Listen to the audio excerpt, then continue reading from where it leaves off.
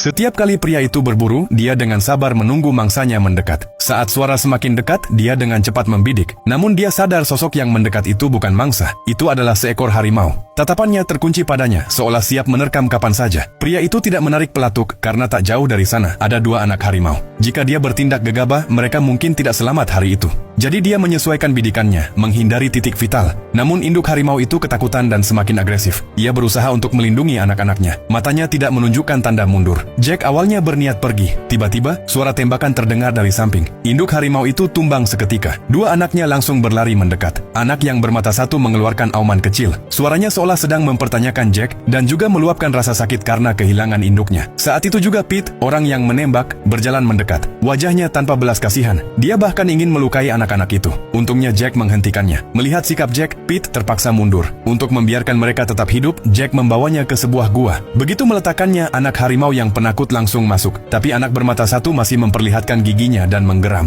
Karena merasa bersalah, Jack tidak langsung pergi. Ia menangkap ayam hutan dan meletakkannya di mulut gua, lalu mundur untuk mengawasi. Mereka mencium bau makanan dan keluar. Setelah memastikan aman, mereka menyeret makanan ke dalam. Tindakan kecil ini meski tak cukup untuk meredakan rasa kehilangan, hanya itulah yang bisa Jack lakukan. Musim semi tiba cepat, namun dia terus memikirkan mereka. Dengan rasa cemas dan gelisah, dia kembali ke gua dan hanya terkejut melihat pemandangan di depannya. Anak yang dulu penakut tergeletak tak bernyawa, dan anak bermata satu sudah lama menghilang. Bertahun-tahun kemudian, berita harimau menyerang desa pun menyebar. Saat Jack tiba, ia melihat Pete duduk di tanah. Wajahnya penuh ketakutan dan dengan bekas cakar di wajah. Dalam pelukannya ada istrinya yang sudah tak bernyawa. Dia menunjuk ke arah desa dengan tangan gemetar. Istri dan anak Jack masih ada di sana. Dia meraih senapannya dan berlari ke desa. Namun tak jauh berjalan, suasana sekitar mendadak mencekam. Udara seakan membeku. Ia menahan napas. Melihat gerakan yang samar, ia langsung menembak ke arah itu tanpa ragu. Saat hendak memeriksa, geraman rendah terdengar dari belakang. Jack tidak berani menoleh, namun ia bisa merasakan seekor harimau besar berdiri tak jauh.